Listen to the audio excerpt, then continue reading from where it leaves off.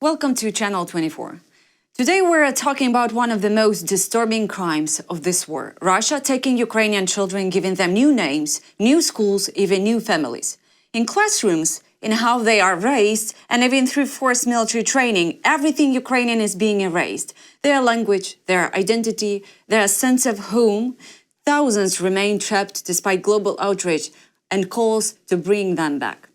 Joining me now is Gittoes, Associate Research Fellow at GLOBSEC in Kyiv. In her latest work, she shares first-hand accounts from these children and makes it clear. Returning kids must be non-negotiable in any peace deal. Megan, hi. Hi, thank you. So, it's not an easy topic to talk to on air, but No. let me start from this. Russian occupation authorities have created that shocking online catalog lately, maybe just a week ago, in Luhansk region with profiles of Ukrainian children sorted by their age, their eyes, hair color, health, and even, temper and personality traits as if they were products. And many of the children actually had families and Ukrainian citizenship. And Save Ukraine organization has called it digital slavery and 21st century child trafficking. What is this practice is about? Have there been any similar cases in the history at all? So this isn't the first time that these children have appeared on online records. It's actually how many of them are identified and located. I'm not quite sure it's as brazen as reducing them down to eye colour and temperament, but I would have to agree on some level with Save Ukraine that this is a very 21st century style human trafficking practice.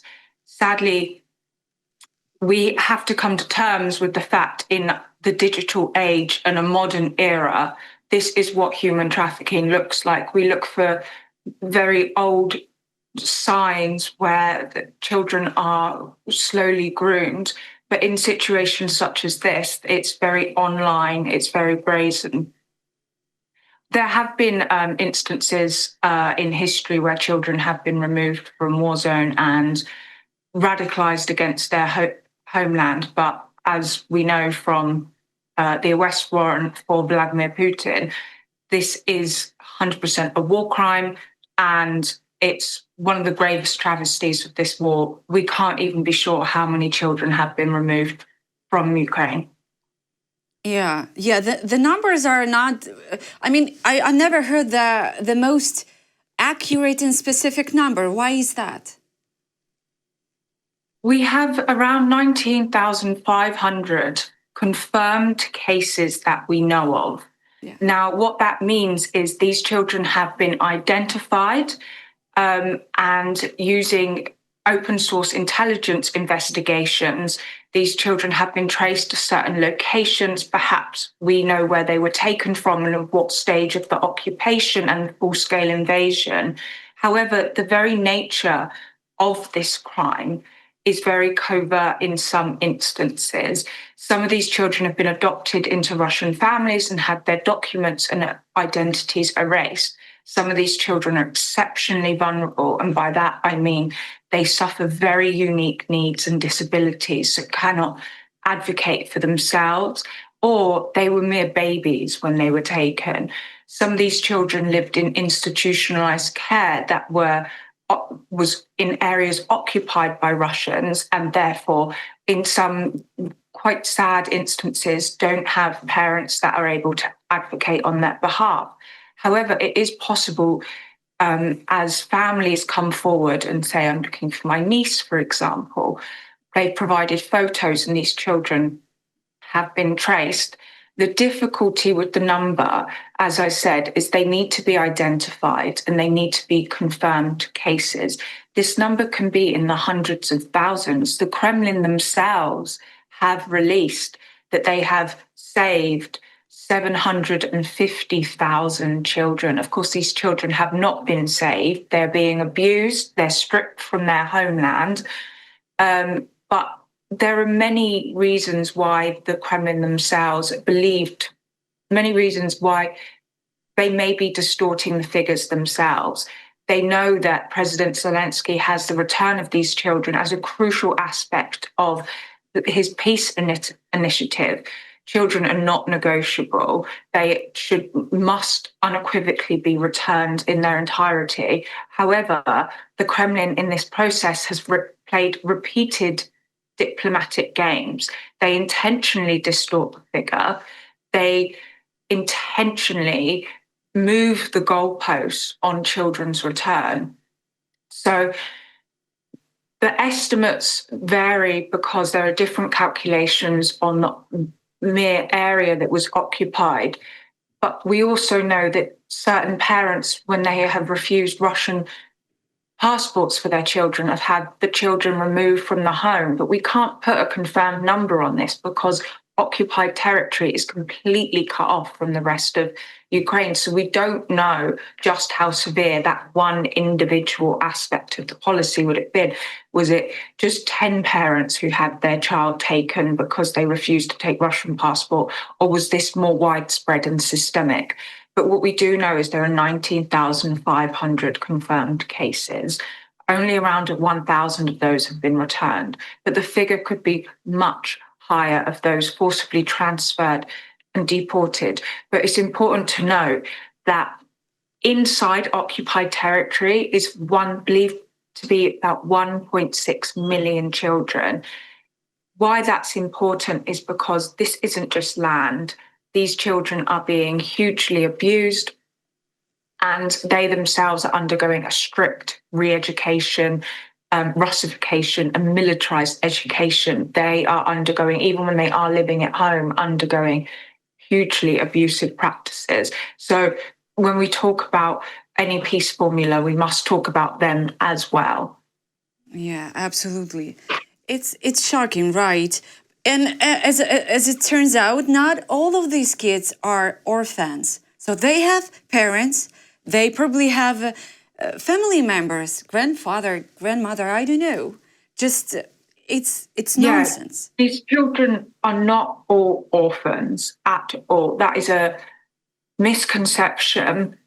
There's one example of a parent I spoke to whose son was at the Levski specialized boarding school in Kherson. He required specialized round-the-clock care, 24 hours a day care. His mother, Hannah, as someone who is not a medical professional, could not provide. This school was a lifeline for him and a lifeline for her. She visited him every day. He was never without family support. He was not an orphan. He was in a specialized school.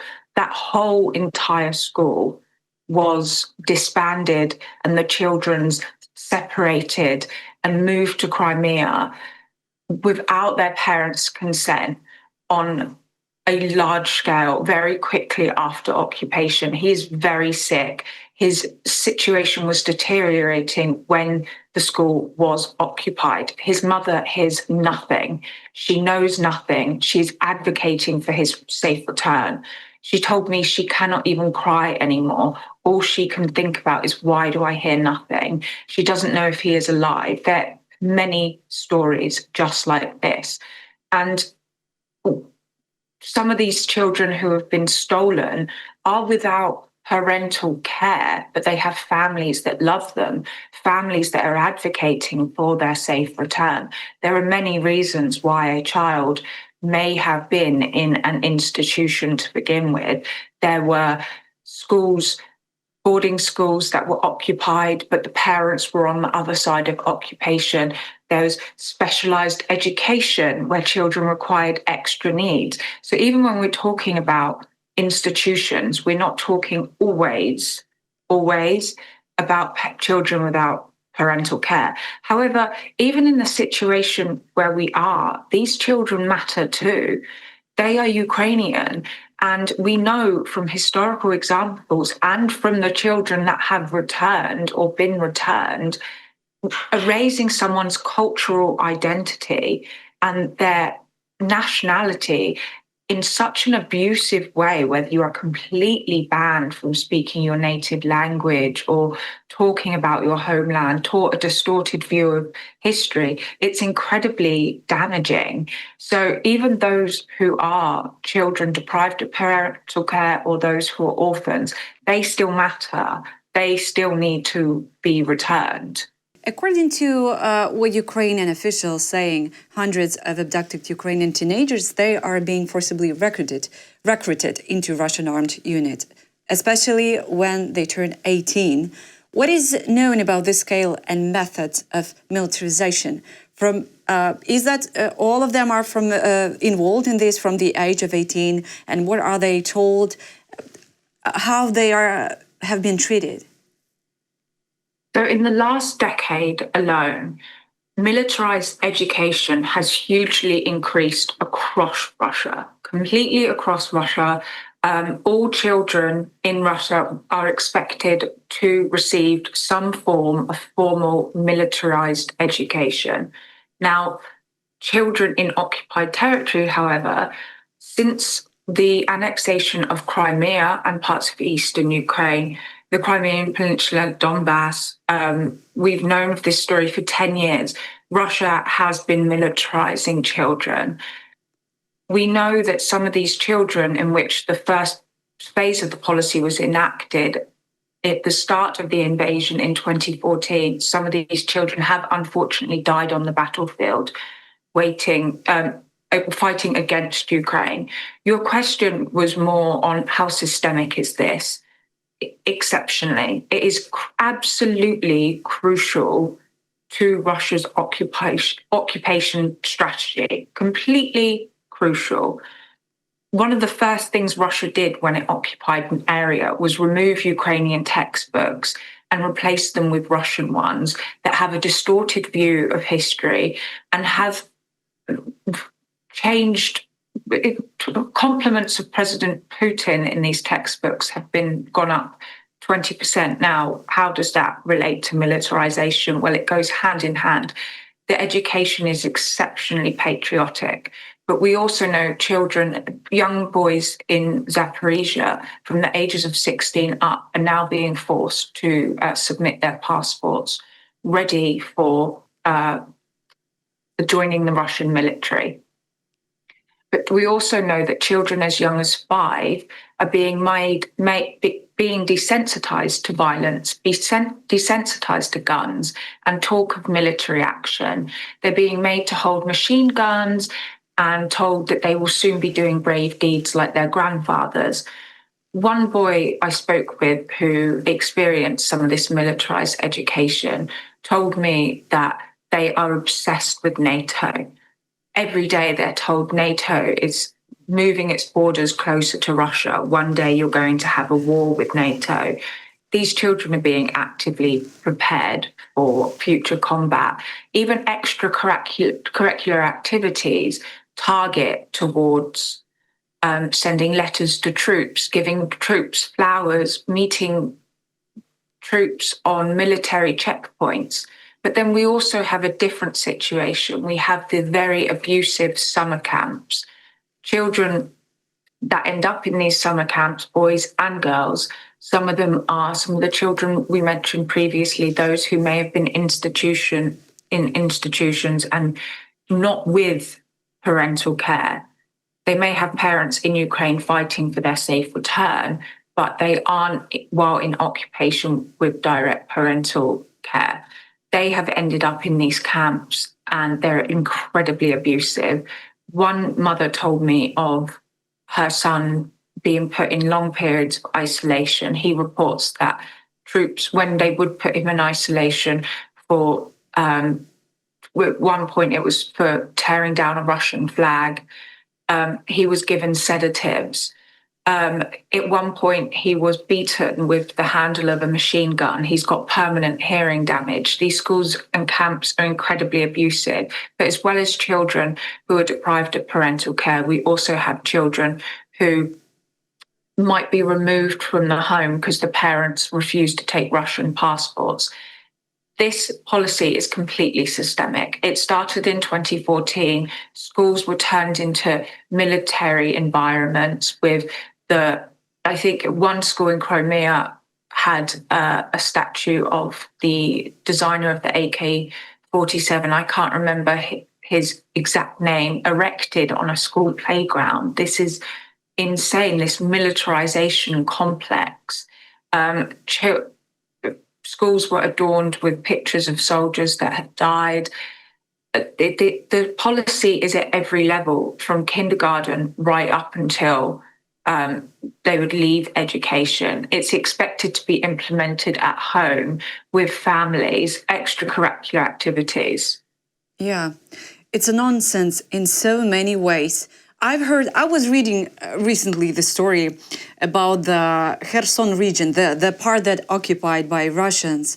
And there was a little girl that she was not pronouncing some Ukrainian sounds like G, which are not presented in Russian alphabet. And she was punished. I haven't read, journalists were not saying in what way she was punished. I don't know how the Russians are punishing kids, like if she was 11, but maybe she was beaten, or I have no, maybe her parents were punished, or there was a fee for that. But this is nonsense. Yes, so the type of education policy that you speak of there, it is more harrowing than even that. Children are punished for wearing the wrong colours, for, of course, speaking in a different language. And when we say punished, we don't mean how I may have experienced punishment in school as a child, timeouts, loss of some break time minutes, probably before my time in England, but having to write lines.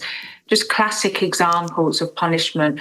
We're talking about threats that you'll be removed from your parents. This psychological warfare on children is explicitly intentional. When these children are returned from occupied territory, sometimes with their families, they've escaped and they're now back in Ukraine.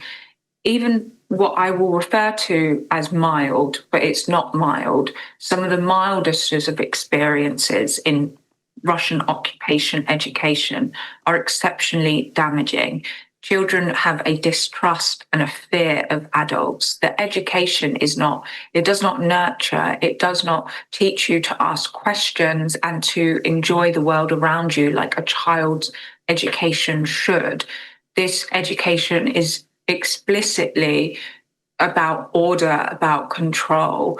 Children are told to always have their hands on show as though they're criminals. They're treated like criminals. So I would definitely assume that any punishment was bordering on extreme for most mainstream education institutions in England. But we know that in occupied territory, sometimes this punishment consists of prison. In liberated Kherson, they found a child's torture chamber. And it sometimes can be hard to make that connection with your own life, because why on earth does the word child exist with torture chamber? But why on earth are children being removed from their homes, removing from their loving parents because the parents refuse to take a Russian passport? Why are their parents being deprived of healthcare? Women are being deprived of maternity care.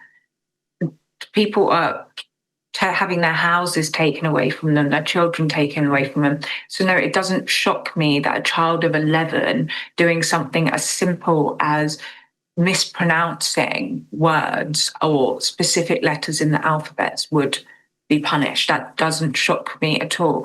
It's very sad it doesn't shock me, but some of the worst crimes Russia is committing, they're committing every day in a systemic level against children in their education.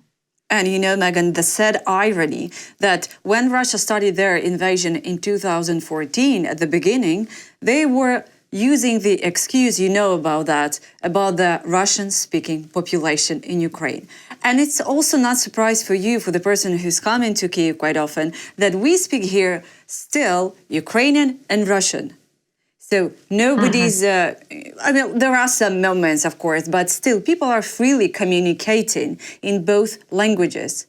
And what they are doing there, they are just erasing everything connected to Ukraine, which is, yeah. And interestingly, a Ukrainian friend to me, coming from England, you'd be forgiven for thinking that there were huge similarities between the two languages, even. They are completely different languages. And I remember a friend actually saying to me in Kyiv, there's more similarities between Polish and Russian than there is with Ukrainian and Russian. So, yeah.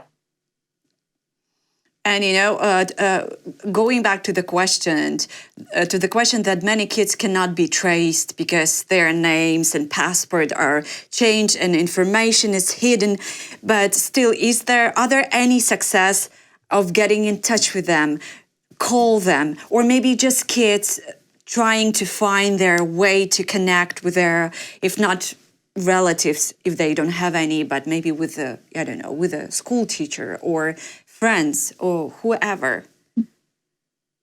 There is something that I put in my research, which I thought was really important, is when we're discussing children's education and the lives of children, we have to discuss the resistance movement in occupied territory. Some of the bravest forms of resistance are done through a child's education. After school, they are going home to covertly study Ukrainian after their normal day of education online. And I think that's incredibly brave. And Russia knows about this, and it is doing crackdowns on VPNs, on erecting enormous amounts of telecommunications equipment in local areas to try and bleed out any connections to Ukraine.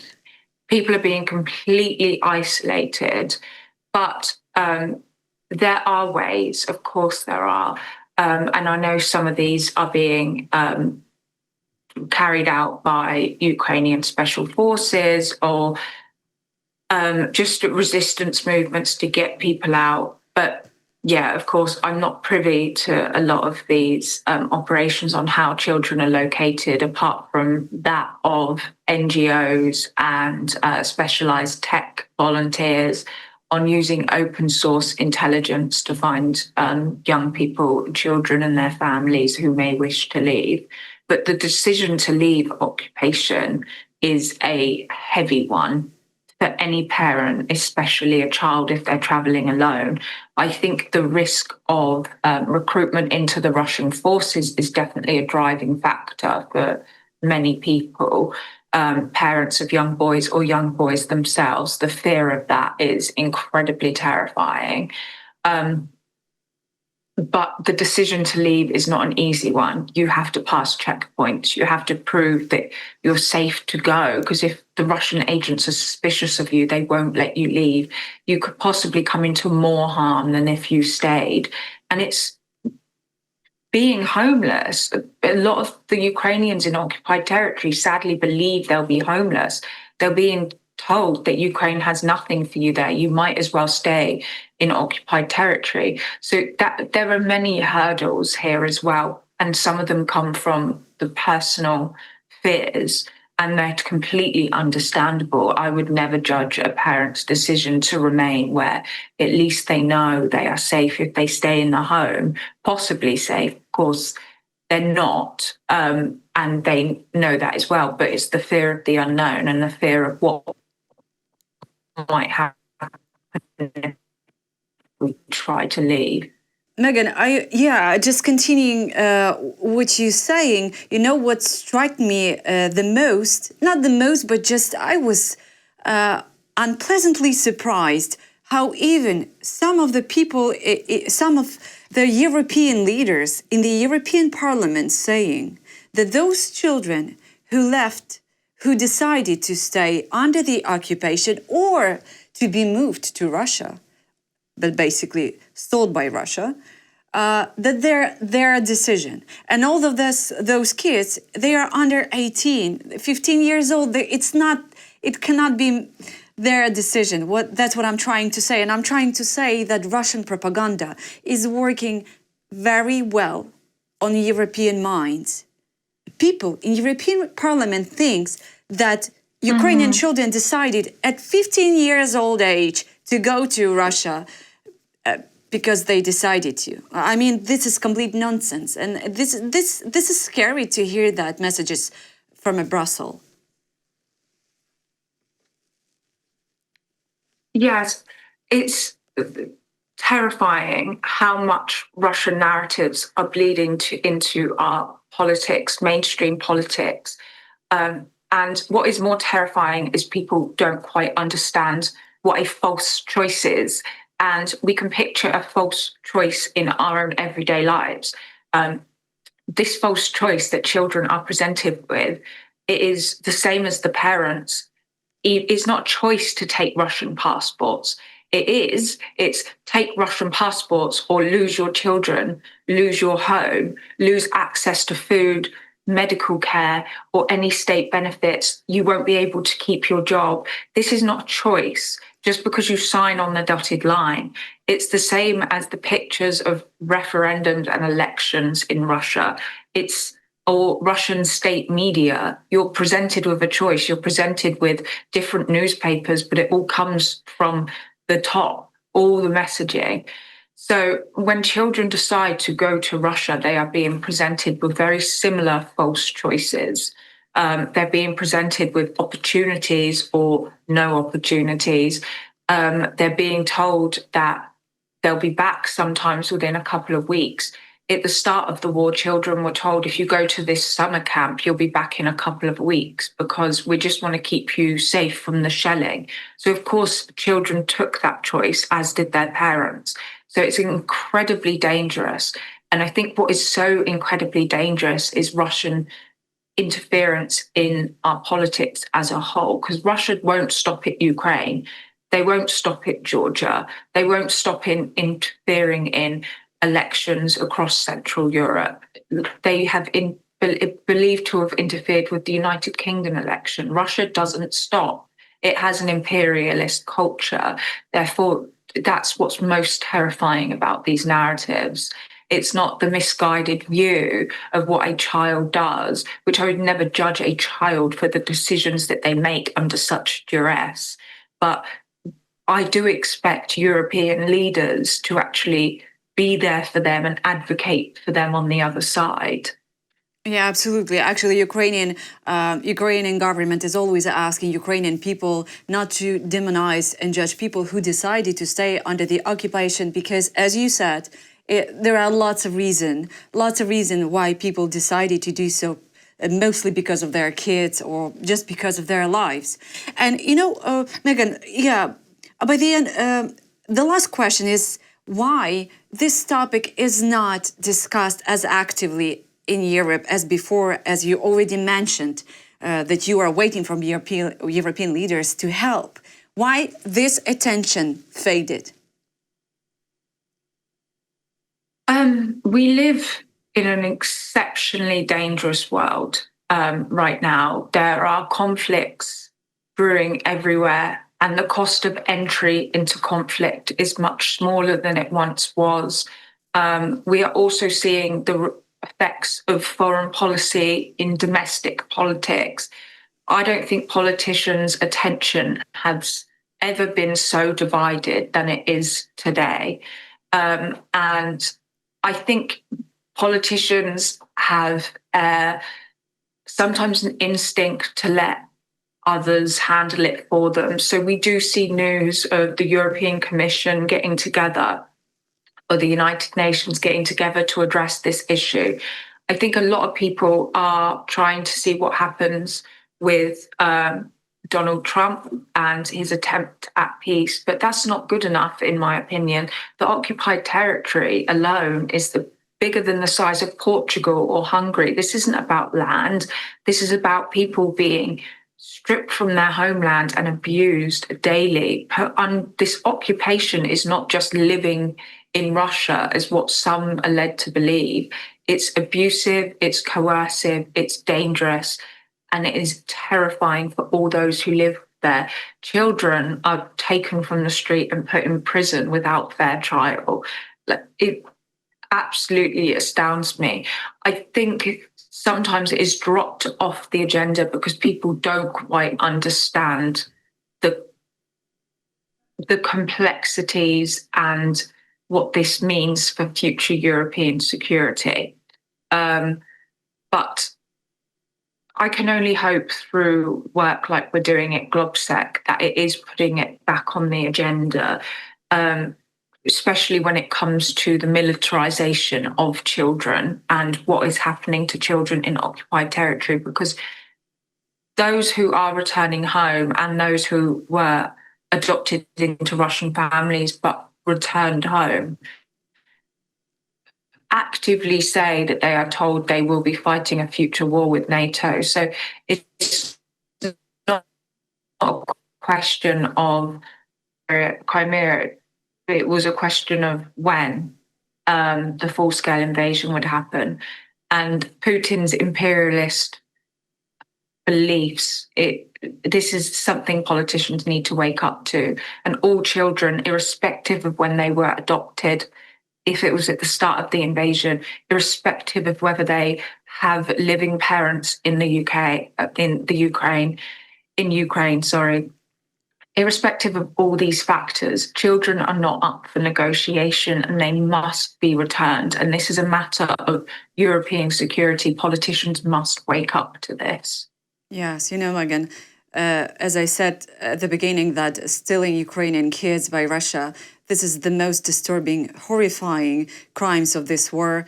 It's always hard to talk about such an issue, as well as tortures or sexual abuse. It's always horrifying. So, but still, I don't know what's gonna happen after this Friday, after meeting in Alaska. Will it bring something to us new in this question? I don't know. I'm trying to stay optimistic despite the very, very complicated circumstances. That I hope someday all of the Ukrainian kids will come back home. Me too. Yeah. So thank you so much for your time, for your brilliant, thank you. For your answers, and I hope to see you again, and probably even in our studio in Kyiv.